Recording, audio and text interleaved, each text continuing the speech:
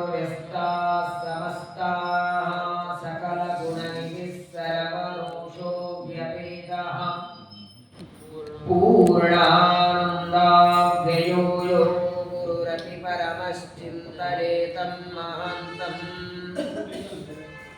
जन्माद्यस्य यतोऽन्वयादितरतश्चार्थेष्वविद्यस्वराट् तेने ब्रह्महृदाय आदिकवये मुह्यन्ति यं सूरयः तेजो वारिमृदं यथा विनिमयो यत्र त्रिसर्गो मृषा धाम्ना स्वेन सदा निरस्तकुहकं सत्यं परं धीमहि धर्मप्रोज्झितकैतवोऽत्र परमो निर्मत्सराणां सतां वेद्यं वास्तवमत्र वस्तु शिवदं तापत्रयोन्मूलनम् श्रीमद्भागवते महामुनिकृते किं वा परैरीश्वरः सत्योरुद्यवरुध्यतेऽत्र कृतिभिः शुश्रूषुभिस्तक्षणाम् निगमकल्पतरोर्गलितं फलं शुकमुखादमृतद्रवसंयुतं पिबत भागवतं रसमालयं मुहुरहो रसिकाः भुवि भावुकाः वसुदेवसुतं देवं कंसचाणूरमर्दनं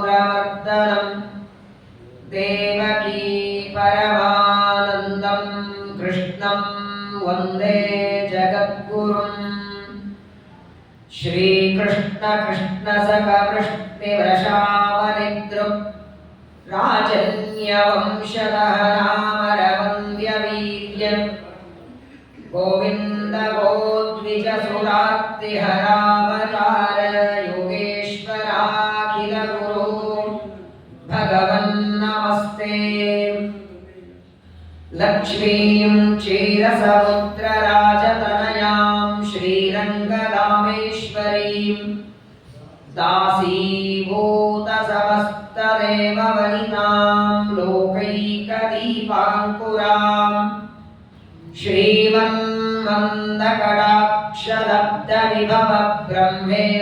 श्रीमन्मन्दकटाक्षलब्धविभवब्रह्मेन्द्रगङ्गाधरां तां त्रैलोक्यकुटुम्बिनीं सरसिजां वन्दे मुकुन्दप्रियां यस्य त्रीण्युदितानि वेदवचने रूपाणि दिव्यान्यलं भट्टदर्शनमित्तमेव निहितं देवस्य भर्गो महत् वायो रामवचोनयं प्रथमकं प्रक्षोद्वितीयं वपुः मत्वो यत्तु तृतीयमेतदमुना ग्रन्थकृतकेशवे इति निगदितवन्तस्तत्र वृन्दारकेन्द्रा गुरुविजयमहान्तं लालयन्तो महान्तं ववृषुरखिल दृश्यं पुष्पवारं सुगन्धिं हरिरैतपरिष्टे श्रीमदानन्दतीर्थे नमोऽस्तु तात्विका देवाः विष्णुभक्तिपरायणाः धर्ममार्गे प्रेरयन्तु भवन्तः सर्वदेव हि यं प्रव्रजन्तमनुपेतमपेतकृत्यं द्वैपायनो विरहकातराजुहाद पुत्रेति तन्मयतया परमोऽपि नेदुः तं सर्वभूतहृदयं मुनिमानतोऽस्मि उमा वै वाक्समुद्दिष्टा मनोरुद्रमुदारतः तदेतन्मिथुनं ज्ञात्वा दाम्पत्याद्विहीयते वक्रतुण्ड महाकाय ಸೂರ್ಯಸಮಪ್ರಭ ನಿರ್ವಿಘ್ನಂ ಕುರು ಮೇ ದೇವ ಸರ್ವಕಾರ್ಯೇಷು ಸರ್ವದಾ ಆಪಾದಮೌಲಿಪರ್ಯಂತಂ ಗುರೂಣಾಮಾಕೃತಿಂ ಸ್ಮರೇತ್ ತೇನ ವಿಘ್ನಾಃ ಪ್ರಣಶ್ಯಂತಿ ಸಿದ್ಧ್ಯಂತಿ ಚ ಮನೋರಥಾಃ ಶ್ರೀ ಗುರುಭ್ಯೋ ನಮಃ ಶ್ರೀ ಶುಕ ಉವಾಚ ಅಯಂ ಹಿ ರೋಹಿಣೀ ಪುತ್ರೋ ರಮಯನ್ ಸುಹೃದೋ ಗಣೈಃ ಆಖ್ಯಾಸ್ಯತೆ ರಾಮನಿಧಿ ಬಲಾಧಿಕ್ಯಾತ್ ಬಲಂ ವಿದುಃ ಸ್ವಸ್ತ್ಯಸ್ತು ಸದಾಂ ಅಶೇಷ ಸನ್ಮಂಗಲಾನಿ ಭವಂತು ಶ್ಲೋಕೈಕ ಶ್ರವಣ ಪಠಣ ಮಾತ್ರೇಣ ಕಥಾವತ್ತಶ್ಚ ಶ್ರೋತॄಣಾಂ ನಿಖಿಲ ಕಲಿಕತ ಕಲ್ಮಷಾಪನೂತನ ಪಟುತರೆ ಮೋಕ್ಷಾದ್ಯಖಿಲ ಪುರುಷಾರ್ಥ ಸಾಧನೀಭೂತೆ ಶ್ರೀಮದ್ಭಾಗವತೆ ಮಹಾಪುರಾಣೆ ಯತ್ಕಿಂಚಿತ್ ಪೂರ್ವೋಕ್ತ ಪ್ರಮೇಯಾನುಮಾನಃ ಹರಿ ಓಂ ಹರಿ ಓಂ ಹರಿ ಓಂ. ಶ್ರೀ ಗುರುಭ್ಯೋ ನಮಃ. ಎಲ್ಲ ಅಧ್ಯಾತ್ಮ ಬಂಧುಗಳಿಗೆ ಬಲಿಪಾಡ್ಯ ದೀಪಾವಳಿ ಹಬ್ಬದ ಹಾರ್ದಿಕ ಶುಭಾಶಯಗಳನ್ನು ತಿಳಿಸ್ತಾ, ನರಕಾಸುರನ ಸಂಹಾರ ಮಾಡಿ ಅವನ ಬಂಧನದಲ್ಲಿದ್ದ ಸ್ತ್ರೀಯರನ್ನೆಲ್ಲ ಬಿಡಿಸಿ ಜಗತ್ತಿಗೆ ಮಂಗಲವನ್ನ ಮಾಡಿದ ದಿನ ನರಕ ಚತುರ್ದಶಿ. ಪರಮಾತ್ಮನಿಗೆ ಯಾವ ಅಪೇಕ್ಷೆ ಇಲ್ಲ, ಆಪ್ತ ಕಾಮ ಅಂತ ಉಪನಿಷತ್ತು ಕರೀತಾರೆ. ತನಗಾಗಿ ಅಲ್ಲದಿದ್ರೂ ತನ್ನ ಭಕ್ತರಾದ ದೇವತೆಗಳಿಗೆ ರಾಜ್ಯವನ್ನ ಕೊಡುವುದಕ್ಕೆ ದಾನವನ್ನ ಬೇಡಿ ತ್ರಿಪಾದ ಭೂಮಿಯನ್ನ ದಾನವಾಗಿ ಬಲಿರಾಜನಿಂದ ಬೇಡ್ತಾನೆ. ಬಲಿಚಕ್ರವರ್ತಿ ಪರಮಾತ್ಮನಿಗೆ ದಾನ ಕೊಟ್ಟ ದಿನ ಇವತ್ತು ಬಲಿ ಪ್ರತಿಪದ. ಇದೆಲ್ಲ ಬಹಳ ವಿಶಿಷ್ಟವಾದ ಹಬ್ಬಗಳು. ನರಕಾಸುರ ವರಾಹದೇವರ ಮಗ, ಸಂಹಾರ ಮಾಡಿದ್ಯಾರು? ಸ್ವತಃ ಪರಮಾತ್ಮ ವರಾಹ ರೂಪದಿಂದ ಮಗನಾಗಿ ಪಡೆದ, ಕೃಷ್ಣ ರೂಪದಿಂದ ಸಂಹಾರ ಮಾಡಿ. ನರಕಾಸುರನ ಸಂಹಾರ ಮಾಡುವುದಕ್ಕೆ ಕಾರಣ ಏನು? ನರಕಾಸುರ ಮಾಡಿದ ತಪ್ಪೇನು? ಯಾಕೆ ಪರಮಾತ್ಮ ಅವನನ್ನ ಸಂಹಾರ ಮಾಡುತ್ತಾರೆ? ಸಾಮಾನ್ಯವಾಗಿ ಮಕ್ಕಳಲ್ಲಿ ಯಾವುದೇ ಗುಣ ಬರಬೇಕಾದರೂ ತಂದೆ ತಾಯಿಗಳಿಂದ ಬರಬೇಕು. ನರಕಾಸುರನ ತಂದೆ ಯಾರು? ವರಾಹದೇವರು. ಭೂದೇವಿ ವರಾಹದೇವರಿಂದ ಹುಟ್ಟಿದ ಮಗ. ಅವನನ್ನ ಪರಮಾತ್ಮ ಕೊಲ್ಲುವುದಕ್ಕೆ ಪ್ರಧಾನ ಕಾರಣ ಶ್ರೀಮದಾನಂದ ತೀರ್ಥ ಭಗವತ್ಪಾದರು ತಿಳಿಸುತ್ತಾರೆ. ನರಕಾಸುರ ಪ್ರಾರಂಭದಲ್ಲಿ ಸಾತ್ವಿಕ ಇದ್ದವು, ದುಷ್ಟ ಇರಲಿಲ್ಲ. ಭೂದೇವಿಯಿಂದ ಹುಟ್ಟಿದ ಮೇಲೆ ಬಾಲ್ಯದಲ್ಲಿ ಒಳ್ಳೆ ಸಾತ್ವಿಕನಾಗಿದ್ದ. ಅಸುರನಾದರೂ ಹೇಗೆ ಪ್ರಹ್ಲಾದರಾಜರು ಅಸುರನಾದರೂ ಸಾತ್ವಿಕರೋ ಹಾಗೆ ನರಕ ಅಸುರ ಆದರೂ ಸಾತ್ವಿಕ ಇಲ್ಲ, ಸಜ್ಜನನಾಗಿದ್ದ. ಇವರಿಗೆ ಒಂದು ಬಾರಿ ದೇವಲೋಕದ ಮೇಲೆ ಆಸೆಯಾಯಿತು. ದೇವಲೋಕಕ್ಕೆ ಹೋಗಿ ಅದಿತಿ ದೇವಿಯ ಕುಂಡಲಗಳನ್ನ ಕಳ್ಳತನ ಮಾಡಿಕೊಂಡು ತರ್ತಾರೆ. ಕಣ್ಣಿಗೆ ಕಿವಿಗೆ ಆಭರಣ ಕುಂಡಲಗಳು, ಅದನ್ನ ಅಪಹಾರ ಮಾಡಿಕೊಂಡು ಬರ್ತಾರೆ. ದೇವತೆಗಳೆಲ್ಲ ಬಂದು ಪರಮಾತ್ಮನಿಗೆ ಪ್ರಾರ್ಥನೆ ಮಾಡ್ತಾರೆ. ನರಕಾಸುರ ಅದಿತಿ ದೇವಿಯ ಕರ್ಣಕುಂಡಲಗಳನ್ನು ತಗೊಂಡು ಹೋಗಿದ್ದಾರೆ, ಅದನ್ನ ಮತ್ತೆ ಮರಳಿ ತರಬೇಕು. ಅದನ್ನ ಮಾಡಿದ ದಿನ ಅದು ನರಕ ಚತುರ್ದಶಿ ಹಬ್ಬ ಆಯಿತು. ನರಕ ಚತುರ್ದಶಿ ವಾಸ್ತವಿಕ ನರಕಾಸುರ ಬಂಧನದಲ್ಲಿ ಇಟ್ಟದ್ದು ಸ್ತ್ರೀಯರನ್ನ. ಆ ಎಲ್ಲ ಸ್ತ್ರೀಯರನ್ನ ಮುಂದೆ ಯಜ್ಞದಲ್ಲಿ ಅವರನ್ನ ಬಲಿ ಕೊಡುತ್ತಿದ್ದ. ಆದರೆ ಅದಕ್ಕಿಂತಲೂ ಪ್ರಧಾನವಾದದ್ದು, ತಾನು ವಾಮನನಾದಾಗ ಇದೇ ಅದಿತಿ ದೇವಿ ತಾಯಿಯಾಗಿದ್ದಲ್ವ.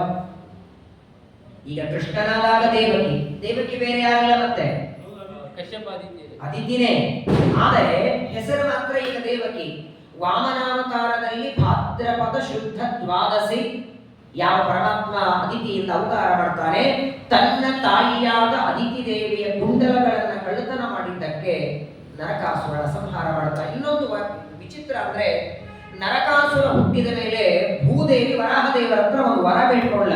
ಗೊತ್ತಿತ್ತವಳಿಗೆ, ನನ್ನ ಮಗ ಈ ಅಸುರ ಇವನ್ ಇವತ್ತಿಲ್ಲ ನಾಳೆ ದೇವರಿಂದಲೇ ಸಾಯ್ತಾನೆ ಅಂತ ಗೊತ್ತಿದ್ದು ವರಾಹದೇವರ ಹತ್ರ ವರ ಬೇಡ್ಕೊಳ್ತಾಳೆ.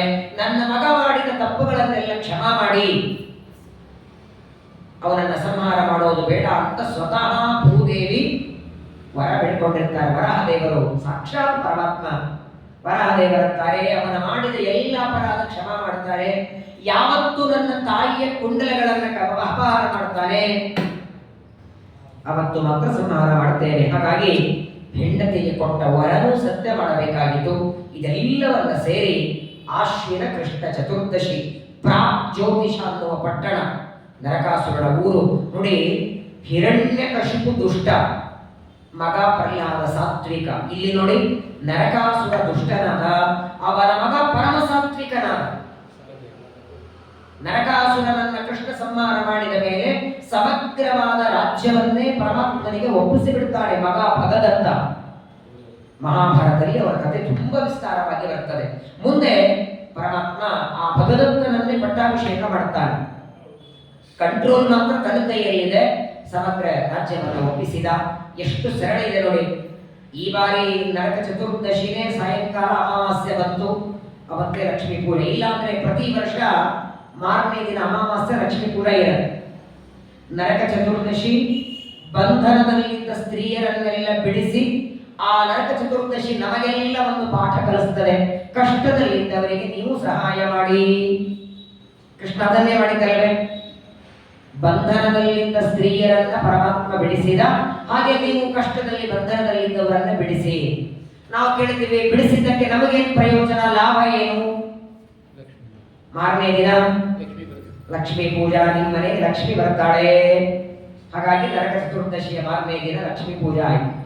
ಲಕ್ಷ್ಮಿ ಬಂದಿದ್ದಾಳೆ ಅನ್ನೋದಕ್ಕೆ ಅಹಂಕಾರ ಪಟ್ಟು ಯಾರಿಗೂ ತಲೆಬಾಗದೆ, ಯಾರಿಗೂ ನೋಡದೆ ಇದ್ರೆ ಅದರ ಮಾರನೇ ದಿನ ತಲೆ ಮೇಲೆ ಕಾಲಿಡ್ತೇನೆ,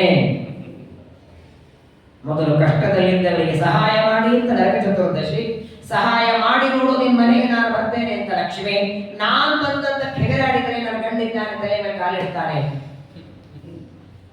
ಶಿವನಾಚಾರ್ಯರು ದ್ವಾದಶ ಸ್ತೋತ್ರದಲ್ಲಿ ಹೇಳ್ತಾರೆ, ಯಾವ ಪರಮಾತ್ಮನ ಪಾದದ ಉಗುರಿನ ತುದಿಗೆ ಹತ್ತಿದ ಮಣ್ಣು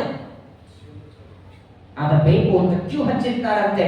ಯಸ್ಯಾಂಗ್ರಿ ಪದ್ಮದ ರಜ ಶಿರಸಾಭಿವರ್ತಿ ಶ್ರೀರಜ್ಜಶ್ಚ ಗಿರಿಜೈ ಸಹ ಲೋಕಪಾಲಿ. ದೇವರ ಪಾದದ ಧೂಳಿ ತಲೆಗೆ ಸಿಗಲಿ ಅಂತ 100 ವರ್ಷ ತಪಸ್ಸು ಮಾಡಿ ಬೇಡ್ತಾರಂತೆ ಬ್ರಹ್ಮದೇವರು, ವಾಯುದೇವರು.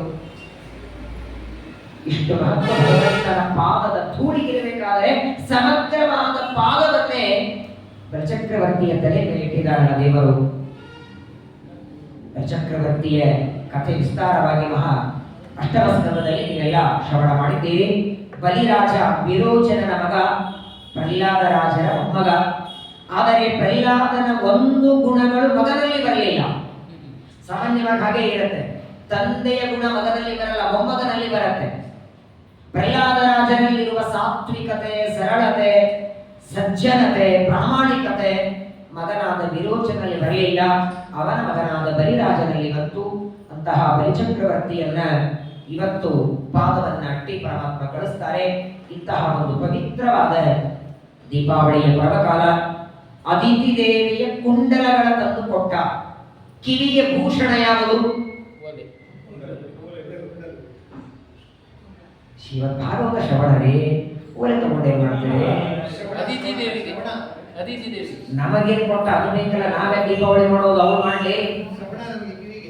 ಅದಿತಿ ದೇವಿಯ ಕುಂಡಲ ಕೊಟ್ಟದ್ದಕ್ಕೆ ಅವಳು ದೀಪಾವಳಿ ಮಾಡಿ, ನಾವೇ ಪ್ರತಿ ವರ್ಷ ನಮಗೂ ಕೊಟ್ಟಿದ್ದಾನೆ.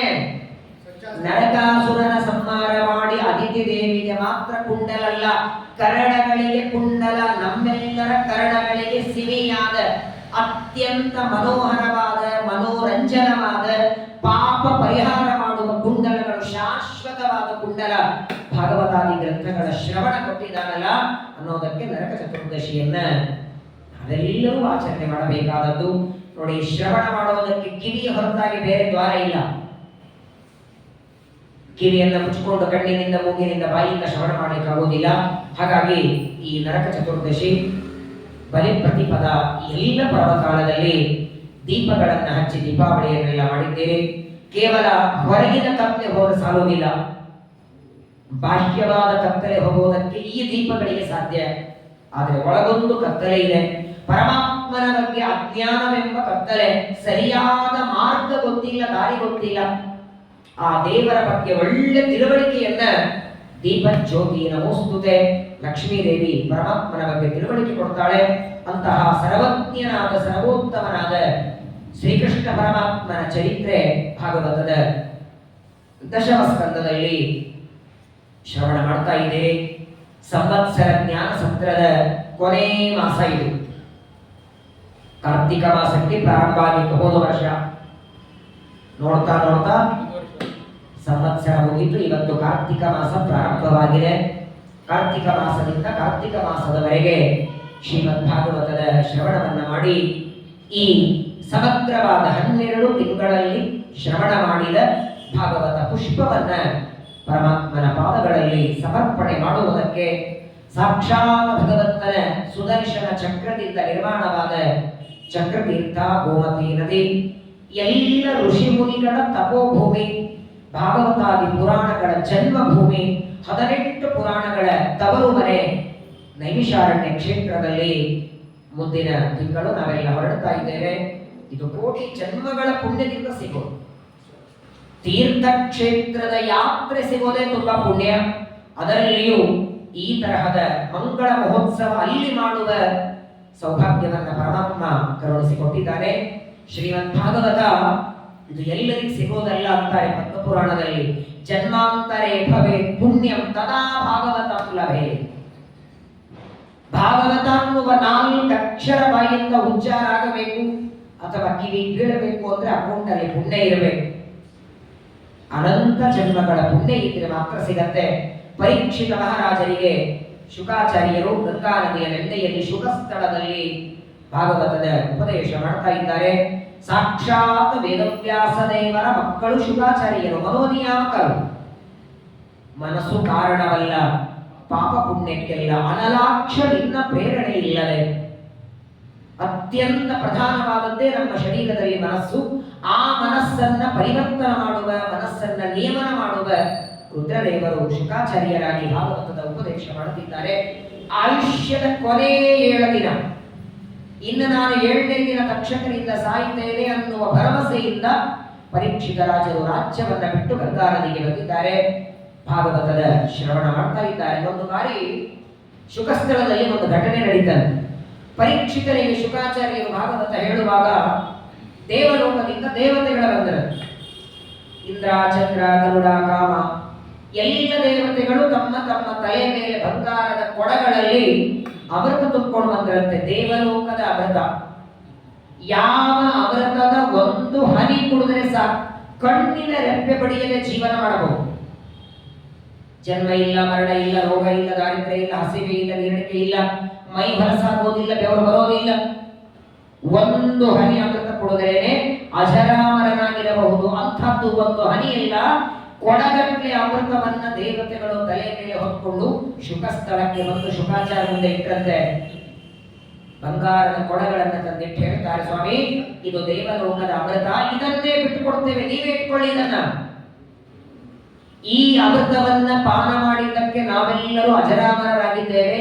ಈ ಅಮೃತವನ್ನೇ ಬಿಟ್ಟುಕೊಡ್ತೇವೆ. ಇದರ ಬದಲಾಗಿ ಪರೀಕ್ಷಿತರಿಗೆ ಹೇಳ್ತಿದ್ದೀರಲ್ಲ, ಆ ಭಾಗವತ ಅಮೃತ ನಮಗೆ ಕೊಡಿ. ಅದನ್ನ ಕೊಟ್ಟು ಇದನ್ನ ತಗೊಂಡು ವಿನಿಮಯ ಮಾಡೋಣ, ಎಕ್ಸ್ಚೇಂಜ್ ಮಾಡೋಣ ಅಂತ ದೇವತೆಗಳು ಆ ಕಲಶಗಳನ್ನು ತಂದಿಟ್ಟಾಗ ಶುಕಾಚಾರ್ಯರಂತಾರೆ, ಕ್ವ ಕಥಾ ಕ್ವ ಸುಧಾ ಲೋಕೆ ಕ್ವ ಕಾಚಃ ಕ್ವಚ ಮಣಿರ್ಮಃ. ಒಂದು ಕಾಂಚಿನ ತುಂಡು ಕೊಡ್ತೇನೆ, ಕೊಹಿನೂರು ರತ್ನ ಕೊಡಿ ಅಂತ ಹೇಳಿ ಯಾರಾದ್ರೂ ಕೊಡ್ತಾರೇನಯ್ಯ? ನಿಮ್ಮ ಅಮೃತ ಅದನ್ನ ಕುಡಿದರೆ ಅಜರಾಮರಾಗಬಹುದು. ಎಷ್ಟು ದಿನ? ಒಂದು ಕಲ್ಪ ಮಾತ್ರ. ಒಂದೇ ಒಂದು ಕಲ್ಪ ಕೊಡುವ ನಿಮ್ಮ ಆಯುಷ್ಯ ಕೊಡುವ ನಿಮ್ಮ ಅಮೃತ ಎಲ್ಲಿ? ಅನಂತ ಕಲ್ಪದವರೆಗೆ ಭಗವಂತನ ಮನೆಯಲ್ಲಿ ವಾಸ ಮಾಡುವ ಶ್ರೀಮದ್ ಭಾಗವತವೆಂಬ ಅಮೃತ ಎಲ್ಲಿ? ನಿಮಗಿರಲಿ, ನಂದು ನನಗಿರಲಿ, ಕೊಡೋದಿಲ್ಲ ಅಂತ ಶುಕಾಚಾರ್ಯರು ದೇವತೆಗಳಿಗೆ ಭಾಗವತ ಕೊಳ್ಳಲಿ, ಬೇಕಾದರೆ ಕೂತ್ಕೊಂಡು ಶ್ರವಣ ಮಾಡಿ ಅಂತ ಶ್ರೀಮದಾಚಾರ್ಯ ತತ್ವನಿರ್ಣಯದಲ್ಲಿ ಹೇಳ್ತಾರೆ. ಎಲ್ಲ ದೇವತೆಗಳಿಗೆ ಪರಮಾತ್ಮ ನೇರವಾಗಿ ತಾನು ಉಪದೇಶ ಮಾಡೋದಿಲ್ಲ. ಅಗಮ್ಯತ್ವಾತ್ ಹರಿಸ್ತಸ್ಮಾತ್ ಆವಿಷ್ಟೋ ಮುಕ್ತಿದೋ ಭವೇತ್. ಮೊದಲನೇ ತತ್ವನಿರ್ಣಯದಲ್ಲಿ ಆಚಾರ್ಯ ಹೇಳ್ತಾರೆ, ದೇವರಿಂದ ನೇರವಾಗಿ ಉಪದೇಶ ಬ್ರಹ್ಮವಾಯುಗಳಿಗೆ ಮಾತ್ರ, ಗರುಡ ಶೇಷರುದ್ರರಿಗೆ ವಾಯುದೇವರು ಬ್ರಹ್ಮದೇವರಿಂದ, ಉಳಿದ ದೇವತೆಗಳಿಗೆ ಇಂದ್ರ ಕಾಮರನ್ನ ಆರಂಭ ಮಾಡಿ ಎಲ್ಲ ದೇವತೆಗಳು, ಆಚಾನಚರು, ಕರ್ಮಜ ದೇವತೆಗಳು, ಪಿತೃದೇವತೆಗಳು, ಋಷಿಗಳು, ಮುನಿಗಳು, ಗಂಧರ್ವರು, ಯಕ್ಷರು, ಕಿನ್ನರರು ಎಲ್ಲರಿಗೂ ಉಪದೇಶ ರುದ್ರದೇವರಿಗೆ. ಹಾಗಾಗಿ ಪರೀಕ್ಷಿತ ರಾಜನಿಗೆ ಶುಕಾಚಾರ್ಯರು ಭಾಗವತ ಹೇಳುವಾಗ ಎಲ್ಲ ದೇವತೆಗಳು ಬಂದ್ರೆ ಕೂತ್ಕೊಳ್ಳ್ರಿ, ನಾನು ಹೇಳ್ತೇನೆ, ಬೇಕಾದ್ರೆ ಇಲ್ಲಿ ಉಪದೇಶ ಮಾಡ್ತೇನೆ, ಹೊರತು ಭಾಗವತ ಪುಸ್ತಕ ಕೊಡೋದಿಲ್ಲ. ಸಂಘಕ್ಕೆ ಬಂದ್ರೆ ಇಲ್ಲಿ ಕೂತ್ಕೊಂಡು ಊಟ ಮಾಡೋದು, ಡಬ್ಬೆ ತಗೊಂಡು ಹೋಗೋದಿಲ್ಲ. ಎರಡಕ್ಕೆ ವ್ಯತ್ಯಾಸದ ಇಲ್ಲ. ಬೇಕಾದ್ರೆ ನಿಮ್ಮ ಮನೆಯವ್ರನ್ನ ಕರ್ಕೊಂಡ್ಬಂದ್ರೆ ಎರಡೆಲೆ ಇಲ್ಲೇ ಹಾಕಿ ಊಟಕ್ಕೆ ಹಾಕ್ತೀವಿ, ಡಬ್ಬಿ ಕೊಡೋಲ್ಲ ಅಂತಾರೆ. ಹಾಗಿದೆ ಇದು. ಕೂತ್ಕೊಂಡು ಭಾಗವತ ಶ್ರವಣ ಮಾಡಿ ಭಾಗವತ ನಿಮ್ಮ ಜೊತೆ ಕೊಡೋದಿಲ್ಲ ಅಂತೆ. ಅಂತಹ ದೇವತೆಗಳು ಬಂದು ಯಾಚನೆ ಮಾಡಿದರು, ಅಮೃತ ಕಲಶನೇ ಬಿಟ್ಟು ಕೊಡ್ತೇವೆ ಕೊಡಿ ಎಂದು ಶುಕಾಚಾರ್ಯರು ಕೊಡಲಿಲ್ಲ. ಅಂತಹ ಭಾಗವತ ಅಮೃತ ಒಂದು ವಾರ ಅಲ್ಲ, 10 ದಿನ ಅಲ್ಲ, 15 ದಿನ ಅಲ್ಲ, ತಿಂಗಳಿಗೆ 8-10 ದಿನಗಳವರೆಗೆ, 1 ವರ್ಷದಿಂದ ಹರಿವಾಯು ಗುರುಗಳ ಅನುಗ್ರಹದಿಂದ, ಸ್ವಾಮಿಗಳ ಯತಿಗಳ ಅನುಗ್ರಹದಿಂದ ಶ್ರವಣ ಮಾಡಿದ್ದೇವೆ. ಕಳೆದ ತಿಂಗಳು ಶ್ರೀಕೃಷ್ಣನ ಅವತಾರದ ಕಥೆಯನ್ನ ಶ್ರಾವಣ ಮಾಸದ ಅಷ್ಟಮಿಯ ಪರ್ವಕಾಲದಲ್ಲಿ ಶ್ರೀಕೃಷ್ಣ ಪರಮಾತ್ಮ ದೇವಕಿಯ ಗರ್ಭದಿಂದ ಅವತಾರ ಮಾಡಿದ ಕಥೆಯನ್ನ ಪರೀಕ್ಷಿತರಿಗೆ ಉಪದೇಶ ಮಾಡುತ್ತಿದ್ದಾರೆ. ಶುಕಾಚಾರ್ಯರು ಕೃಷ್ಣ ಕಥೆ ಹೇಳುವಾಗ ಎಷ್ಟು ಉತ್ಸಾಹ ನೋಡಿ. ಪ್ರಾಯ 7 ದಿನದ ಭಾಗವತಕ್ಕೆ ಕೂತ ಪರೀಕ್ಷಿತರಿಗೆ ಕೃಷ್ಣನ ಕಥೆ ಹೇಳುವುದು ಬಂದದ್ದು 5ನೇ ದಿವಸ ಬೆಳಗ್ಗೆ. 5 ದಿನಗಳವರೆಗೆ ಹಿಂದಿನ ಎಲ್ಲ ಸ್ಕಂದಗಳ ಹೇಳಿ, ದಶಮ ಸ್ಕಂದದ ಪ್ರವಚನ 5ನೇ ದಿವಸ ಬೆಳಗ್ಗೆ 5, 6, 7. 7ನೇ ದಿನ ಪ್ರಾತಃ ಕಾಲ ತಕ್ಷಕ ಬರೋದಿದ್ದಾರೆ.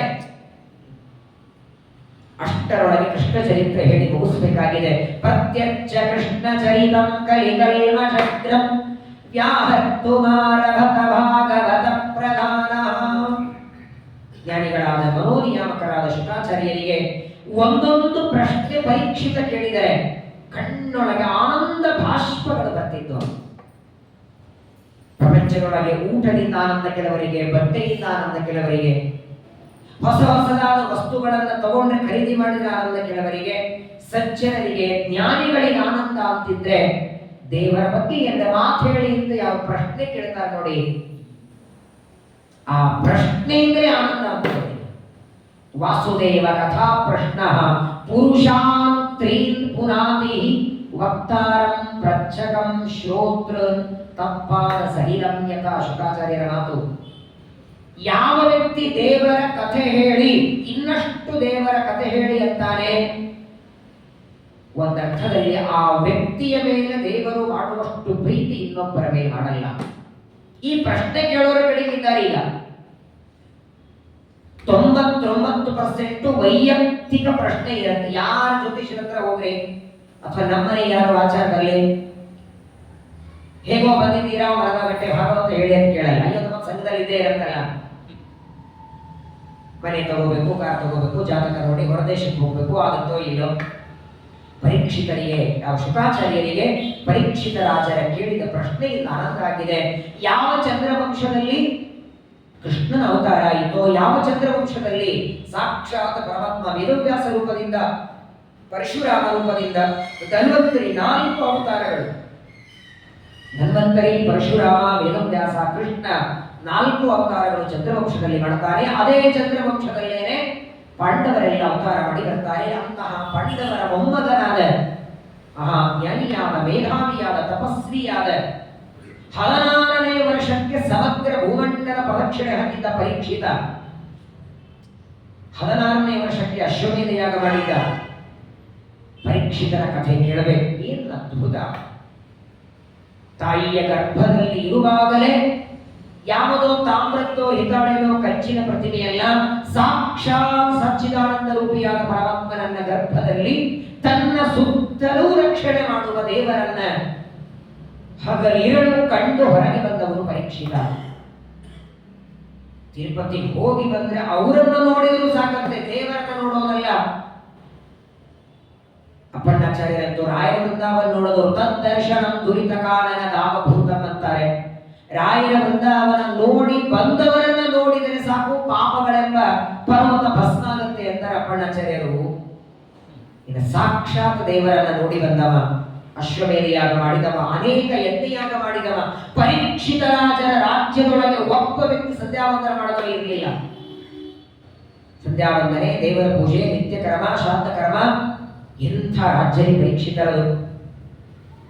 ವಾಸ್ತವಿಕವಾಗಿ ಪಾಂಡವರ ನಂತರದಲ್ಲಿ ಅತ್ಯಂತ ಉನ್ನತ ಸ್ಥಾನದಲ್ಲಿ ರಾಜ್ಯವನ್ನ ಆಳಿದ ಏಕೈಕ ಚಕ್ರವರ್ತಿ ರಾಜ ಪರೀಕ್ಷಿತ ರಾಜರು. ಆದರೆ ಆ ರಾಜ್ಯ ಆಳುವ ಸೌಭಾಗ್ಯ ಬಹಳ ದಿನ ಇರಲಿಲ್ಲ ಅವರಿಗೆ.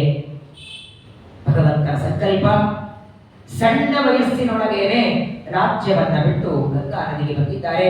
ನೋಡಿ, ಅತ್ಯಂತ ವಿಸ್ತಾರ ಪ್ರಪಂಚದೊಳಗೇನೆ ಎಲ್ಲ ಹಬ್ಬಗಳು ಯಾವಾಗ ಬರುತ್ತೆ ಎಂದು ಗೊತ್ತಾಗತ್ತೆ. ಗೊತ್ತಾಗದೆ ಬರುವ ಹಬ್ಬಗಳು ಅಂದ್ರೆ ಒಂದು ಜನ್ಮ, ಒಂದು ಮರಣ.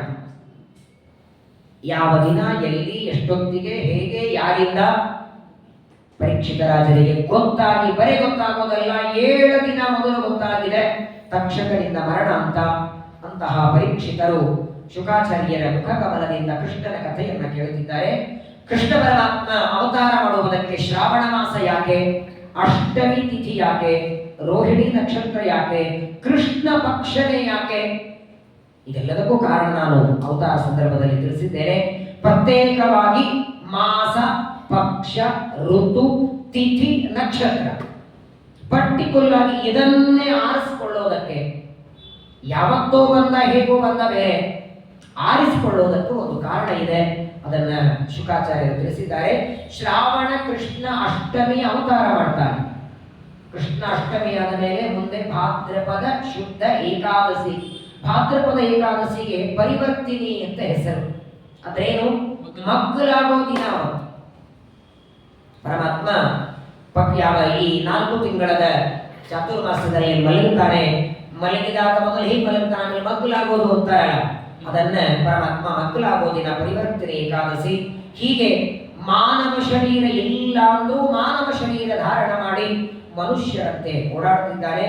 ಕಳೆದ ಬಾರಿ ಕೃಷ್ಣ ಪರಮಾತ್ಮನ ನವನೀತ ಚೋರದ ಕೆಲವು ಲೀಲೆಗಳನ್ನ ನೀವೆಲ್ಲ ಶ್ರವಣ ಮಾಡಿದ್ದೀರಿ. ಇವತ್ತಿನಿಂದ 15 ದಿವಸಗಳವರೆಗೆ ಸಮಯ ಇದೆ.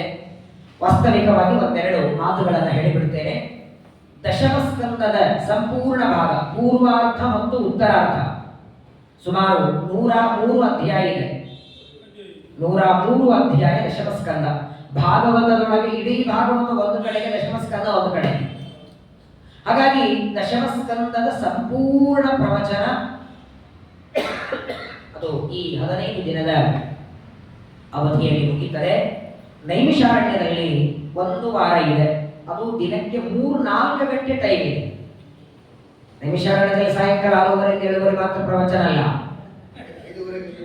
ಬೆಳಗ್ಗೆನೂ ಪ್ರವಚನ ಇದೆ. ಬೆಳಗ್ಗೆ ಕೆಲಸ ಏನ್ ಮಾಡೋದೇನಲ್ಲಿ ಹೋಗಿ ಅಲ್ಲಿ ಹೋದದ್ದೇ ಜ್ಞಾನ ಕಾರ್ಯಕ್ಕೆ. ಹಾಗಾಗಿ ಬೆಳಗ್ಗೆ ಸ್ನಾನ ಅನೇಕ ಮುಗಿಸ್ಕೊಂಡು 8:30 ಸರಿಯಾಗಿ ಉಪನ್ಯಾಸ ಪ್ರಾರಂಭ. 8:30 10:30 11 ಗಂಟೆವರೆಗೆ. 11 ಗಂಟೆ ಆದ ಮೇಲೆ ನೈವೇದ್ಯ, ತೀರ್ಥ ಪ್ರಸಾದ, ಮಧ್ಯಾಹ್ನ ಮತ್ತೆ ಪ್ರವಚನ. ದಿನಕ್ಕೆ ಒಂದು 3-6 ತಾಸು ಪ್ರವಚನ ಇರುತ್ತೆ. ಪರ್ ಡೇ 6 ತಾಸು ಅಂದ್ರೆ 7 ದಿವಸಕ್ಕೆ ಏಕಾದಶ ಸ್ಕಂದರು ನಾನು ಇಲ್ಲೇ ಮುಗಿಸಿದೆ 42 ತಾಸು ಕೇಳೋದೇನಲ್ಲಿ. ಹಾಗಾಗಿ ಗೊಂದಲ ಮಾಡ್ಕೋಬೇಡಿ. ಮಂಗಳ ಅಲ್ಲೇ ಆಗೋದು, ಅಲ್ಲಿ ಮಂಗಳ 2 ಸ್ಕಂದಗಳ ಮಂಗಳ. ಏಕಾದಶ ಸ್ಕಂದ, ದ್ವಾದಶ ಸ್ಕಂದ, 2 ಸ್ಕಂದಗಳ ವಿಸ್ತಾರ ಪ್ರವಚನ ಆಗತ್ತೆ. ಕೊನೆ ದಿವಸ ಮತ್ತೊಮ್ಮೆ 12 ಸ್ಕಂದ ಹೇಳ್ತೇನೆ. ಮತ್ತೆ 1 ವರ್ಷದಿಂದ ಕೇಳಿರ್ತೇವೆ. ಅದನ್ನ ಕೊನೆ ದಿವಸ ಶ್ರವಣ ಮಾಡಿ ಈ ಸಮಗ್ರವಾದ ಭಾಗವತವನ್ನ ಪರಮಾತ್ಮನಿಗೆ ಸಮರ್ಪಣೆ ಮಾಡೋದು. ಏಕಾದಶ ಸ್ಕಂದ 1 ವಾರ ಕೇಳಿ ನೋಡಿ. ಅದು ಪ್ರಾಯ ಈ ಸಪ್ತಾಹ ಕ್ರಮದಲ್ಲಿ 6ನೇ 7ನೇ ದಿನ ಇರುತ್ತೆ. ಪ್ರೋಷ್ಠಪದಿ 15 ದಿನ ಭಾಗವತ ಹೇಳಿದ್ರು ವಿಸ್ತಾರ ಕೇಳಲಿಕ್ಕೆ ಆಗುವುದಿಲ್ಲ. ಏಕಾದಶ ಸ್ಕಂದ ಒಂದರ್ಥದಲ್ಲಿ ತತ್ವಜ್ಞಾನದ ಸಮುದ್ರ ನೋಡಿ ಅದರ ದಂಡೆ ಕಾಣಲ್ಲ. ಹಾಗೆ ಏಕಾದಶ ಸ್ಕಂದ ಅನ್ನೋದಕ್ಕಾಗೇನೆ ಅದನ್ನ ಅಲ್ಲಿ ಹೇಳುವ ಒಂದು ಅಪೇಕ್ಷೆಯನ್ನು ಇಟ್ಕೊಂಡಿದ್ದೇನೆ. ಯಾಕಂದ್ರೆ ಗೊಂದಲ ಮಾಡ್ಕೋಬೇಡಿ, ಇನ್ನು ದಶಮಸ್ಕಂದನೆ ಮುಗಿದಿಲ್ಲ, ಹೇಗೆ ಅದೆಲ್ಲ ಆಚರಣೆ ಬಿಟ್ಬಿಡಿ. ಒಟ್ಟಿಗೆ ಮಂಗಳ ಮಾಡೋದು ಮಾಡ್ತೇನೆ. ಯಾವ ಸ್ಕಂದ ಎಲ್ಲಿ ಹೇಳಬೇಕು, ಹೇಗೆ ಹೇಳಬೇಕು, ಸಂಕಲ್ಪನೂ ಹಾಗೆ ಆಗಿದೆ. ಅನೇಕ ಜನ ಏಕಾದಶ ಸ್ಕಂದ ಪ್ರವಚನ ನೈಮಿಷಾರಣ್ಯ ಅಂತ ಕೇಳಿ ಬರೋದಿದ್ದಾರೆ. ನೈಮಿಷಾರಣ್ಯದಲ್ಲಿ ಏಕಾದಶ ಸ್ಕಂದ ಪ್ರವಚನ ಅಂತ ಅನೇಕ ಜನ ಶ್ರವಣಕ್ಕೆ ಬರೋರಿದ್ದಾರೆ. ಅನೇಕ ಜನ ಯೂಟ್ಯೂಬ್ ಅಲ್ಲಿ ಈಗಾಗಲೇ ಹೇಳಿದ್ದಾರೆ ಏಕಾದಶ ಸ್ಕಂದ ಅದನ್ನ ಇವು ಲೈವ್ ಹಾಕಿ ಅಂತ. ಹಾಗಾಗಿ ಸಮಗ್ರ ದಶಮ ಸ್ಕಂದದ ವಿಸ್ತಾರವಾದ ಪ್ರವಚನವನ್ನ ಈ 15 ದಿನಗಳಲ್ಲಿ ಶ್ರವಣ ಮಾಡೋಣ. ಸಾಲುವುದಿಲ್ಲ. ನಾನು ಹೇಳಿದ್ನಲ್ಲ, ದಶಮ ಸ್ಕಂದ 1 6 ವರ್ಷ ಹೇಳಿದ್ದೆ ನಾನು. 6 ವರ್ಷ ದಶಮ ಸ್ಕಂದ 1 ಹೇಳಿ, ಮುಂದೆ 1 ವರ್ಷದೊಳಗೆ ಉಳಿದೆಲ್ಲ ಸ್ಕಂದ ಹೇಳಿ ಮಂಗಳ ಮಾಡಿದ್ವಿ. ಶ್ರೀಕೃಷ್ಣ ಪರಮಾತ್ಮನ ಚರಿತ್ರೆ ಅಷ್ಟು ವಿಸ್ತಾರವಾಗಿ ಶುಕಾಚಾರ್ಯ ಹೇಳ್ತಾರೆ. ಪರಮಾತ್ಮ ದೇವಕಿಯ ಗರ್ಭದಿಂದ ಅವತಾರ ಮಾಡ್ತಾನೆ ಮಥುರೆಯಲ್ಲಿ. ಅವತಾರ ಮಾಡಿದ ದಿನವೇ ಮಥುರೆಯನ್ನು ಬಿಟ್ಟು ಗೋಕುಲಕ್ಕೆ ಬಂದಿದ್ದಾನೆ. ಗೋಕುಲದಲ್ಲಿ ತನ್ನ ಬಾಲಲೀಲೆಗಳನ್ನು ತೋರಿಸ್ತಾ ಸರಿಯಾಗಿ ಅವತಾರ ಮಾಡಿದ 3ನೇ ದಿನ ಅಷ್ಟಮಿ ಅವತಾರ ಆಗಿದೆ. ನವಮಿ ದಶಮಿ ದಿನ ರಾತ್ರಿ ಪೂತನೆ ಬಂದಿದ್ದಾಳೆ. ಪೂತನ ಬಾಲಘಾತಜ್ಞಿ ರಾಕ್ಷಸಿ ರುಧಿರಾಶನ ಜಿಗಾಂಸಯಾಪಿ ಹರಳೆ ಸ್ತನಂ ದತ್ವಾಪಸದ್ಗತಿಂ. ಪರಮಾತ್ಮ ಪೂತನ ಸಂಹಾರ ಮಾಡ್ತಾನೆ 3ನೇ ದಿವಸಕ್ಕೆ. ಅವತ್ತೇ ಹೆಸರಿಟ್ಟುಕೊಂಡ ಪೂತನ ಸಂಹಾರಿ. ಗಂಡು ಮಕ್ಕಳಾದ್ರೆ 11ನೇ ದಿನ ನಾಮಕರಣ ಮಾಡಬೇಕು. ಹೆಣ್ಣು ಮಗುವಿದ್ರೆ 13ನೇ ದಿನ ಶಾಸ್ತ್ರ ಹೇಳುತ್ತೆ. ಅದನ್ನ ನೀವು ಆಮೇಲೆ ಮಾಡಿ ಅಂತ ತನ್ನ ಹೆಸರು ತಾನು ತಗೊಂಡ್ಬಿಟ್ಟಿದ್ದಾನೆ. ಪೂತನ ಸಂಹಾರಿ. 13ನೇ ದಿವಸಕ್ಕೆ ಪೂತನೆಯ ಸಂಹಾರ ಆಯಿತು. ಅನಂತರ ಶಕಟಾಸುರ ಬರ್ತಾನೆ, ತೃಣಾವರ್ತ ಬರ್ತಾನೆ. ಇನ್ನೂ ಹೆಸರಿಟ್ಟಿಲ್ಲ. ಗರ್ಗಾಚಾರ್ಯರು ಬಂದು ನಾಮಕರಣ ಮಾಡುವುದರ ಒಳಗಾಗಿ ಅನೇಕ ಹೆಸರಿಟ್ಕೊಂಡ್ಬಿಟ್ಟ ತನಗೆ ತಾನೇ. ಇದು ಪರಮಾತ್ಮ ಒಂದು ಮಾನವ ರೂಪದಲ್ಲಿ ಅವತಾರವನ್ನ ಮಾಡಿ ತೋರಿಸ್ತಿದ್ದಾರೆ. ಒಂದು ದಿನ ಕದಾಚಿತ್ ಔತ್ಥಾನಿಕ ಔಕ್ಲುಪತ್ವೇ ಜನ್ಮಕ್ಷ ಯೋಗೆ ಸಮವೇತ ಯೋಷಿತ. ಕೃಷ್ಣ ಪರಮಾತ್ಮನ ಸಾಕು ತಾಯಿ ಯಶೋದೆ ಮಗನಿಗೆ ಸ್ನಾನಕ್ಕೆ ಹಾಕಿ ಹೊಸ ಬಟ್ಟೆಗಳನ್ನು ಹಾಕಿ ವಿಶೇಷವಾಗಿ ಪರಮಾತ್ಮ ಅಂಗಳದಲ್ಲಿ ಆಡ್ತಾ ಇದ್ದಾನೆ. ಎಲ್ಲ ಗೋಪಾಲಕರು ಬಂದು ಪರಮಾತ್ಮನನ್ನ ಒಬ್ಬೊಬ್ಬರ ಗೋಪಿಕಾಸ್ತ್ರೀಯರ ಮನೆಗೆ ಕರ್ಕೊಂಡು ಹೋಗ್ತಾರೆ. ಪ್ರತಿನಿತ್ಯದಲ್ಲಿ ತಪ್ಪದೆ ಗೋಪಿಕಾಸ್ತ್ರೀಯರ ಮನೆಗೆ ನವನೀತ ಚೋರವನ್ನ ಮಾಡುತ್ತಿದ್ದ. ಚೋರ ಅಂತ ಕರೀತಾ ನೋಡಿ. ಪ್ರಪಂಚದೊಳಗೆ ಕಳ್ಳ ಅಂತ ಕರೆದರೂ ಅನುಗ್ರಹ ಮಾಡೋರು ಇವನೊಬ್ಬನೇ. ಕಳ್ಳ ಅಂತ ಕರೆದ್ರೆ ಪ್ರೀತಿ ಬರತ್ತಾ? ಹೆಂಗಂತಿ ನನಗೆ ಕಳ್ಳ ಅಂತ ಹೇಳಿ ಜಗಳಕ್ಕೆ ಬರ್ತಾನೆ. ಆದರೆ ಪರಮಾತ್ಮನನ್ನ ಮಾತ್ರ ಕಳ್ಳ ಅಂತ ಕರೆದ್ರೆ ಶ್ರೀಮದಾಚಾರ್ಯ ಹೇಳ್ತಾರಲ್ಲ, ಪ್ರಸಿದ್ಧ ಚೋರ ಕಥಿತ ಪ್ರತಿಜ್ಞ. ಬರೇ ಕಳ್ಳಲ್ಲ, ಸಾಮಾನ್ಯ ಕಳ್ಳಲ್ಲ. ಬೆಳ್ಳಿ ಬಂಗಾರ ರತ್ನ ಮುತ್ತು ಬಟ್ಟೆ ಒಡವೆ ಕಳ್ಳತನ ಮಾಡೋ ಕಳ್ಳರು ಸಿಗ್ತಾರೆ. ಅನಂತ ಜನ್ಮಗಳ ಪಾಪ ಕಳ್ಳತನ ಮಾಡುವ ಕಳ್ಳ ಇವ. ಮಾಡ್ಲೇಬೇಕು ಇವನು. ನಾವೇ ಮಾಡಿದ ಪಾಪಗಳನ್ನ ಇವನು ಕಳ್ಳತನ ಮಾಡಲಿಲ್ಲ ಅಂದ್ರೆ ಪಾಪಗಳು ಬೆಳೆದು ಬೆಳೆದು ರಾಶಿಯಾಗಿ ನಿಲ್ತವೆ. ಆ ಪಾಪಗಳನ್ನ ಕಳ್ಳತನ ಮಾಡುವ ಕಳ್ಳ ಎಲ್ಲ ಗೋಪಿಕಾಸ್ತ್ರೀಯರ ಮನೆಗೆ ಹೋಗ್ತಾರೆ. ಅವರೆಲ್ಲರೂ ಬಂದು ಯಶೋದೆಗೆ ದೂರು ಕೊಡ್ತಾರೆ. ಕೊನೆಗೆ ಒಂದು ದಿನ ಕೃಷ್ಣನನ್ನ ಕಟ್ಟಬೇಕು ಅಂತ ಕೈಯಲ್ಲಿ ದನಗಳು ತಿಂತವಲ್ಲ ಹುಲ್ಲಿನ ದಂಡು ತಗೊಂಡಿದ್ದಾಳೆ. ಓಡುತ್ತಿದ್ದಾನೆ ಸ್ವಾಮಿ. ಸಾಮಾನ್ಯ ಮಕ್ಕಳಿಗೆ ತಾಯಿ ಬೆನ್ನತ್ತಿದಾಗ ಓಡುತ್ತವಲ್ಲ, ಹಾಗೆ ಆ ಒಂದು ಗೋಕುಲದ ಮಣ್ಣಿನಲ್ಲಿ ಓಡಾಡುತ್ತಾ ಕೊನೆಗೆ ತಾಯಿ ಕೈಗೆ ಸಿಗ್ತಾನೆ. ಗಂಟು ಹಾಕ್ತಾಳೆ. 2 ಪಟ್ಟು ಕಡಿಮೆ ಬೀಳ್ತದೆ. ಪರಮಾತ್ಮ ಅವತ್ತು ದಾಮೋದರನಾಗಿ ಇದೇ ಕಾರ್ತಿಕ ಮಾಸದ ದ್ವಾದಶಿ ವಿವಾಹ ಮಾಡಿಕೊಳ್ತಾನೆ. ತುಳಸಿಯ ಮದುವೆ. ದಾಮ ಅಂದ್ರೆ ಹಗ್ಗ, ಉದರ ಅಂದ್ರೆ ಹೊಟ್ಟೆ. ಹೊಟ್ಟೆಗೆ ಹಗ್ಗ ಕಟ್ಟಿಕೊಳ್ತಾನೆ. ಆ ಯಶೋದೆ ಕಟ್ಟಿದ ಹೊರಳನ್ನ ತನ್ನ ಶಕ್ತಿಯಿಂದ ಎಳಕೊಂಡು ಮನೆಯ ಅಂಗಳದಲ್ಲಿ ತರ್ತಾನೆ. ದೊಡ್ಡದಾದ 2 ಗಿಡಗಳು, ಅರ್ಜುನ ವೃಕ್ಷಗಳು. ಕುಬೇರನ 2 ಸೇವಕರು ಮಂದಾಕಿನಿ ನದಿಯಲ್ಲಿ ಮೈಮೇಲೆ ವಸ್ತ್ರ ಇಲ್ಲದೆ ಸ್ನಾನ ಮಾಡುತ್ತಿದ್ದಾರೆ. ನಲಕೂಪರ ಮಣಿಗ್ರೀವ ನಾರದರು ಸ್ನಾನಕ್ಕೆ ಬಂದು ನೋಡುತ್ತಾರೆ. ಬಟ್ಟೆ ಇಲ್ಲದೆ ಸ್ನಾನ ಮಾಡ್ತಿದ್ದೀರಿ, ಹಾಗಾದರೆ ಬಟ್ಟೆ ಇಲ್ಲದಿರುವ ಜನ್ಮ ಬರಲಿ. ನಾರದರ ಶಾಪದಿಂದ ಅವರಿಬ್ಬರು ಕೃಷ್ಣನ ಮನೆಯ ಅಂಗಳದಲ್ಲಿ ಗಿಡಗಳಾಗಿರ್ತಾರೆ. ಅರ್ಜುನ ವೃಕ್ಷಗಳು, ಎತ್ತರವಾದ ಗಿಡಗಳು.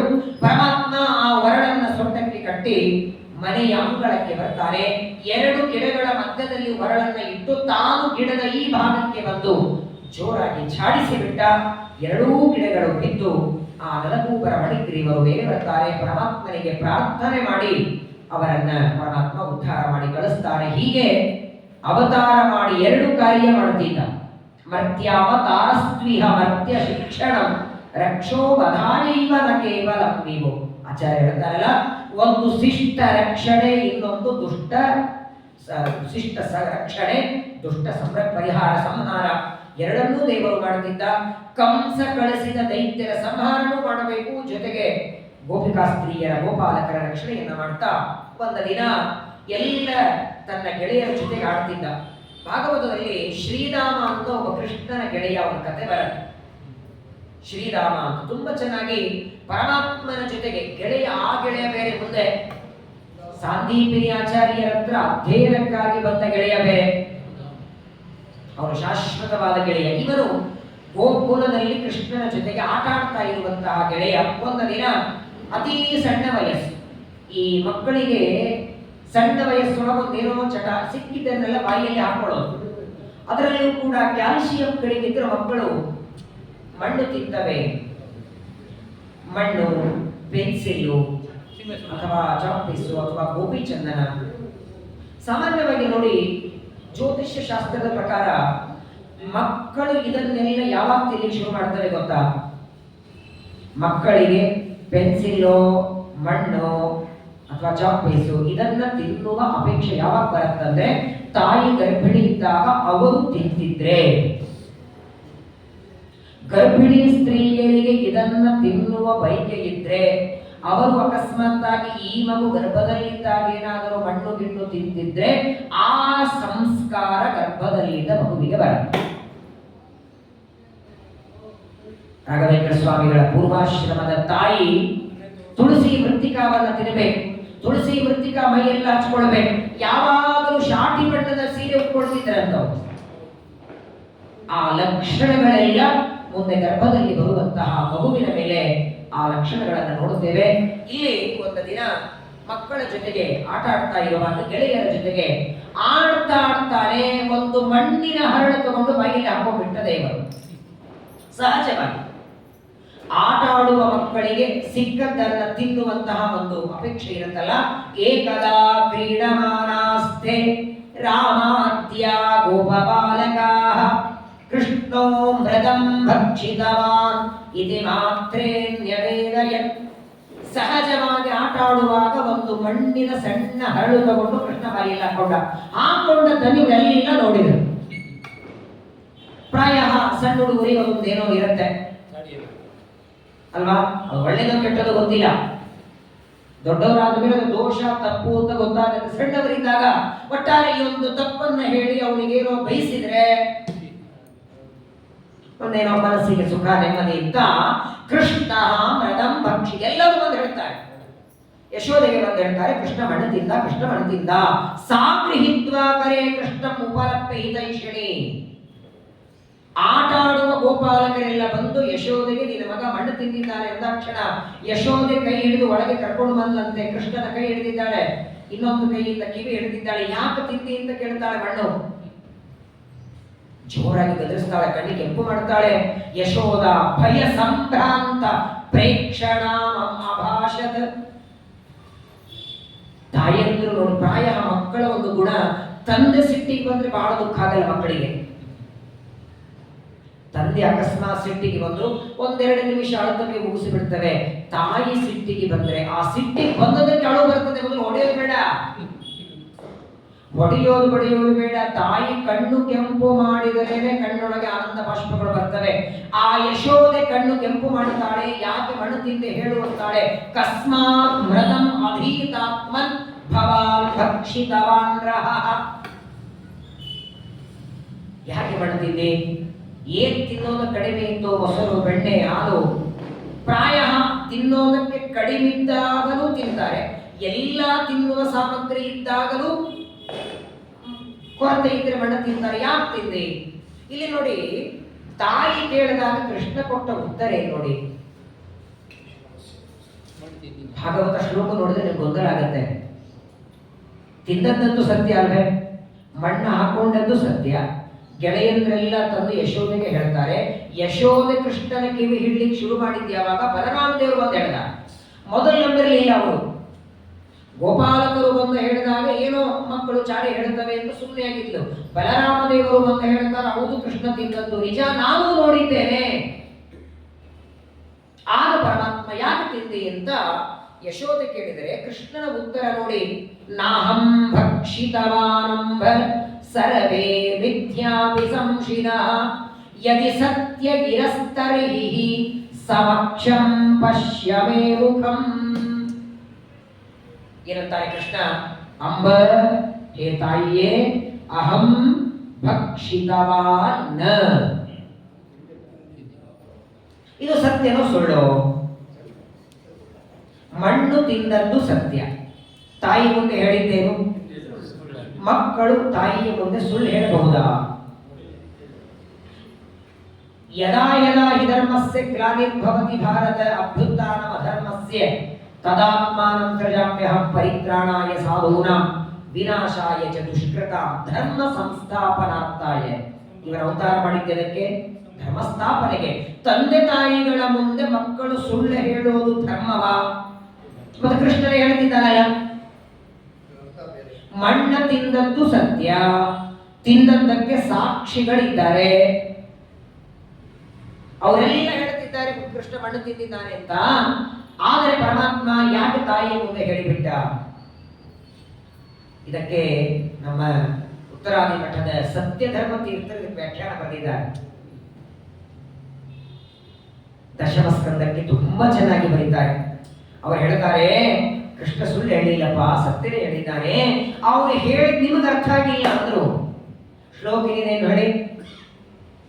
ನಾಹಂ ಭಕ್ಷಿತವಾನ್ ಅಂಬ ಸರ್ವೇ.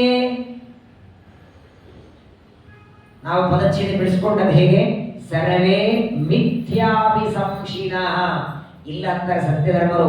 ಸರ್ವೇ ಅನ್ನುವಲ್ಲಿ ಏಕಾರ ಉಂಟು ಅಲ್ವೇ?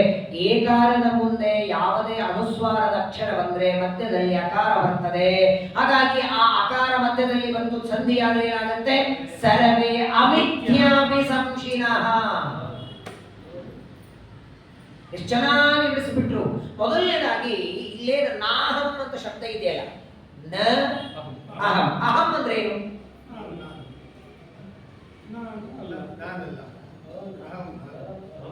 ಶ್ರೀಮದ್ ಆನಂದ ತೀರ್ಥ ಭಗವತ್ಪಾದಾಚಾರ್ಯರು ಬೃಹದಾರಣ್ಯಕ ಉಪನಿಷತ್ತಿನಲ್ಲಿ ಹೇಳ್ತಾರೆ, ಅಹಂ ಅಂದ್ರೆ ನಾನಲ್ಲ, ಅಹೇಯತ್ವ ಅಹಂ ನಾಮ. ಅಹಂ ಅಂದ್ರೆ ದೇವರು, ನಾನಲ್ಲ. ಯಾಕೆ ದೇವರಿಗೆ ಅಹಂ ಅಂತಾರೆ? ಅಹೇಯತ್ವ. ಪ್ರಪಂಚದೊಳಗೆ ಹೇಯ ಅಂದ್ರೆ ಇದು ನನಗೆ ಬೇಡ. ಯಾವ ವಸ್ತು ಬೇಡ ಅಂತ ಎತ್ತಿ ಇಡುತ್ತೇವೆ ಅದು ಹೇಯ. ಯಾರಿಂದಲೂ ಯಾವ ಕಾಲದಲ್ಲಿಯೂ ಬೇಡ ಅಂತ ಎತ್ತು ಇಡ್ಲಿಕ್ಕಾಗದೇ ಇದ್ದವನು ಅಂದ್ರೆ ಯಾರು ಬೇಡ ಅಂತಾರೆ ಹೇಳಿ?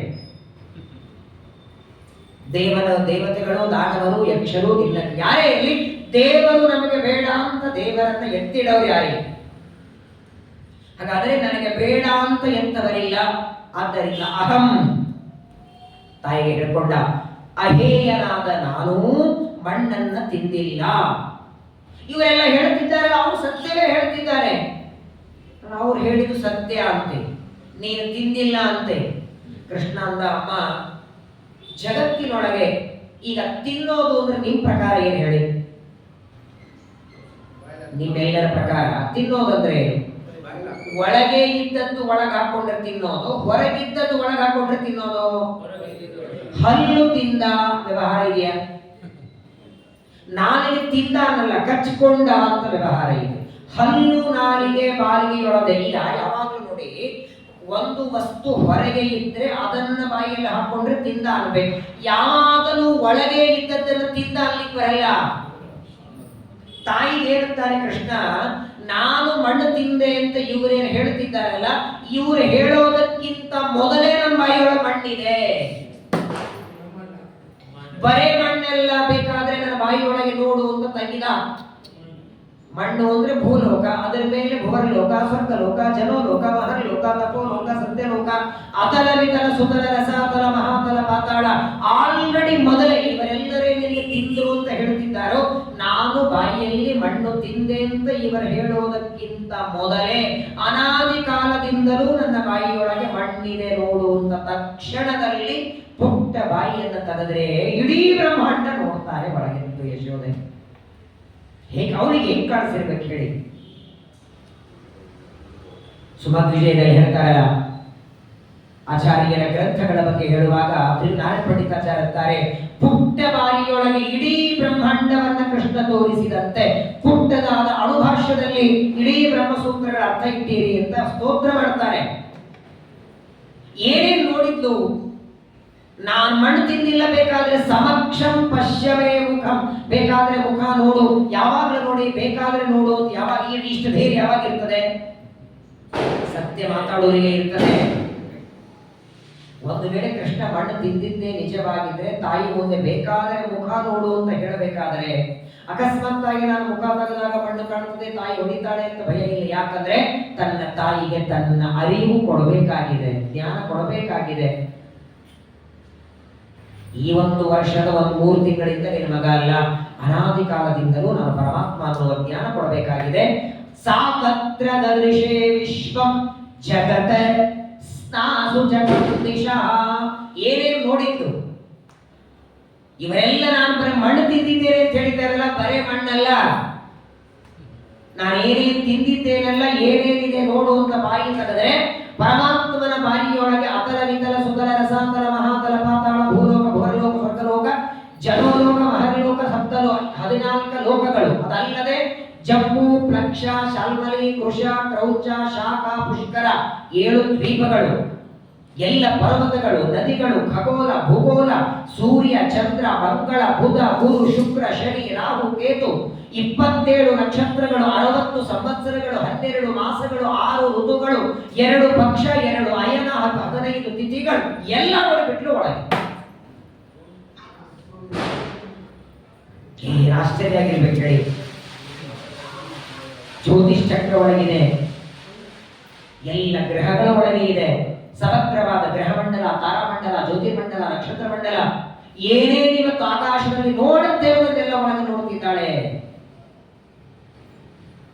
ಅಷ್ಟು ನೋಡಿದ ಕ್ಷಣ ಯಶೋದೆ ಕಣ್ಣು ಮುಚ್ಚಿ ಒಂದು ಕ್ಷಣ ವಿಚಾರ ಮಾಡುತ್ತಾಳೆ, ಇದು ಕನಸೋ ಏನು?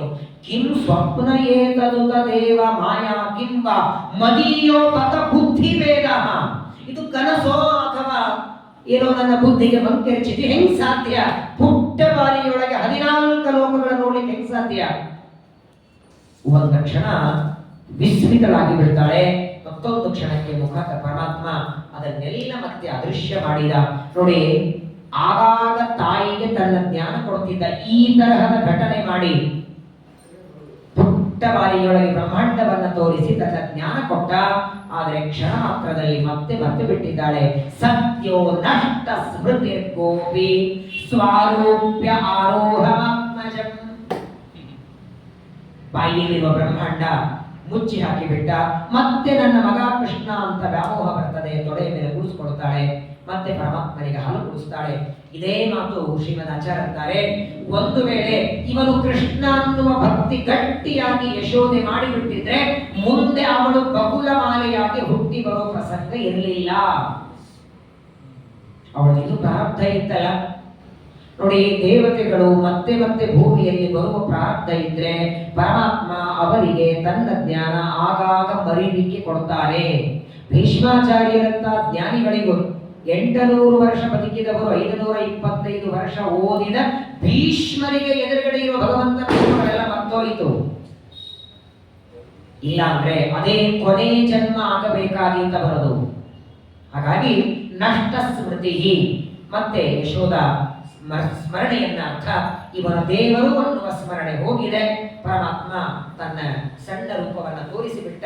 ಮತ್ತೆ ಪರಮಾತ್ಮನಿಗೆ ಹಾಲನ್ನು ಕೊಡಿಸ್ತಾ ಇದ್ದಾಳೆ. ಹೀಗೆ ನಂದಗೋಪನ ಹೆಂಡತಿಯಾದ ಯಶೋದೆ ತನ್ನ ಮನೆಯೊಳಗೆ ಪರಮಾತ್ಮನ ರಕ್ಷಣೆಯನ್ನ ಮಾಡ್ತಾ ತಾಯಿಗೆ ಆನಂದವನ್ನ, ಬಾಲಲೀಲೆಗಳಿಂದ ತಾಯಿಗೆ ಆನಂದವನ್ನು ಕೊಡ್ತಿದ್ದ.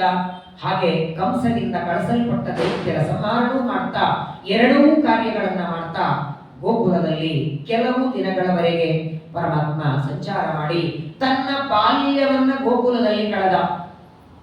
ಬಾಲ್ಯಾವಸ್ಥೆಯಲ್ಲಿ ಮಾಡಬೇಕಾದ ನವನೀತ ಚೋರದ ಲೀಲೆಗಳು ನಾನಾ ರೀತಿಯಾದ ದುಷ್ಟರ ಸಂಹಾರವನ್ನ ಮಾಡಿ ಸ್ವಲ್ಪ ದೊಡ್ಡವನಾದ ಎಲ್ಲ ಗೋಪಾಲಕರ ಜೊತೆಗೆ ವೃಂದಾವನದಲ್ಲಿ ಗೋಪಾಲಕನಾಗಿ ಗೋರಕ್ಷಣೆಗಾಗಿ ಪರಮಾತ್ಮ ಹೊರಡುತ್ತಾನೆ. ಶ್ರೀಕೃಷ್ಣನ ಚರಿತ್ರೆ ಅತ್ಯಂತ ವಿಸ್ತಾರವಾದದ್ದು, ಅತ್ಯಂತ ಅಗಾಧವಾದದ್ದು. ಸಮುದ್ರದ ಆಳು ಹೇಗೆ ಕಣ್ಣಿನಿಂದ ನೋಡಿ ಹೇಳಲಿಕ್ಕೆ ಸಾಧ್ಯ ಇಲ್ಲ, ಹಾಗೆ ಆಳವಾದ ಚರಿತ್ರೆ ಇದೆ. ತುಂಬಾ ವಿಸ್ತಾರವಾಗಿ ಶುಕಾಚಾರ್ಯರು ತಿಳಿಸ್ತಾರೆ. ಸಮಯದ ಕೆಲವರಿಗೆ ಗೊತ್ತಾಗಲಿಲ್ಲ, ಮೊದಲೇ ಹೇಳಾಗಿತ್ತು, ಹಾಗಾಗಿ ಇವತ್ತು ಗೊತ್ತಾಗಲಿಲ್ಲ. ನಾಳೆಯಿಂದ 5:30ಯಿಂದ 6:30 ಇರುತ್ತೆ. 6:30ಯಿಂದ 7:30 ಇಲ್ಲ, 5:30ಯಿಂದ 6:30ವರೆಗೆ ಭಾಗವತದ ದಶಮಸ್ಕಂದ ಪ್ರವಚನ ಇರುತ್ತದೆ. ಅವಕಾಶ ಮಾಡಿಕೊಂಡು ಬನ್ನಿ. ನಂತರ ನೈಮಿಷಾರಣ್ಯದಲ್ಲಿ ಏಕಾದಶ ಮತ್ತು ದ್ವಾದಶ ಸ್ಕಂದಗಳು. ಸಾಧ್ಯ ಇದ್ರೆ ನಂದೊಂದು ಪ್ರಾರ್ಥನೆ ಅನ್ಕೊಳ್ಳಿ ಅಥವಾ ಏನೋ ಅನ್ಕೊಳ್ಳಿ, ಏಕಾದಶ ದ್ವಾದಶ ಸ್ಕಂದ ಪುಸ್ತಕ ಇದ್ರೆ ತಗೊಂಡ್ಬನ್ನಿ, ಭಾಗವತ ಪುಸ್ತಕ. ನೈಮಿಷಾರಣ್ಯಕ್ಕೆ ಬ್ಯಾಗ್ ಪ್ಯಾಕ್ ಮಾಡುವಾಗ ಮೊದಲು ಬ್ಯಾಗಲ್ಲಿ ಹಾಕೋದು ಉದ್ದೇಶ ಒಂದೇ. ಅಲ್ಲಿ ಒಂದರ್ಥದಲ್ಲಿ ಬೇರೆ ಕೆಲಸವೇ ಇರಲ್ಲ, ಮನೆಗೆ ಹೋಗೋ ಟೆನ್ಷನ್ ಇರಲ್ಲ.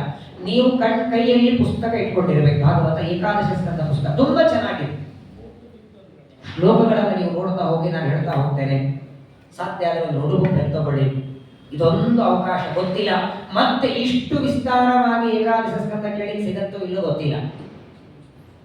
ಅನೇಕ ವಿಚಾರಗಳು ಪ್ರಾಕ್ಟಿಕಲ್ ಆಗಿ ನಮ್ಮ ಪ್ರತಿನಿತ್ಯದ ಜೀವನಕ್ಕೆ ಬೇಕಾಗುವ 100,000 ವಿಚಾರಗಳು ಏಕಾಸ್ಕಂದ ಭಾಗವತ ತಿಳಿಸ್ತದೆ.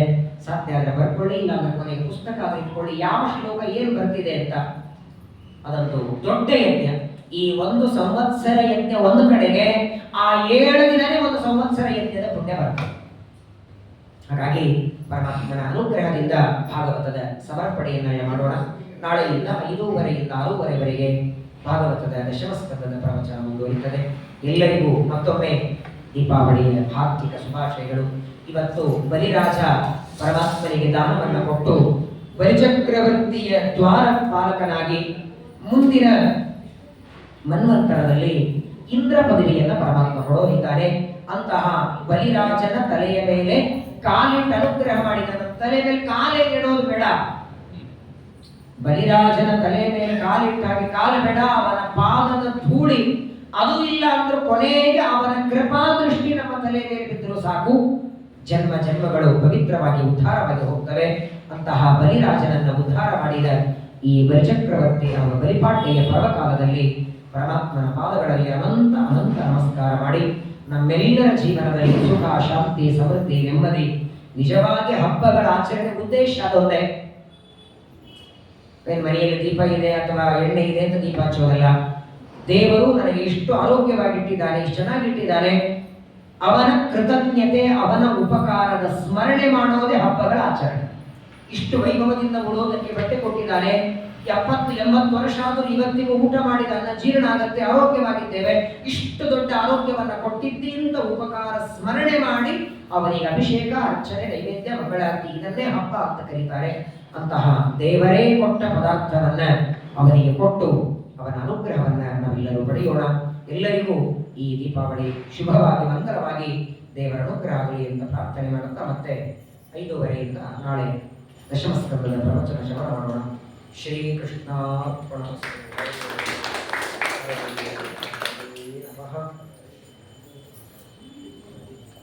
ವಿಶ್ವಾವಸು ನಾಮ ಸಂವತ್ಸರ, ದಕ್ಷಿಣಾಯನ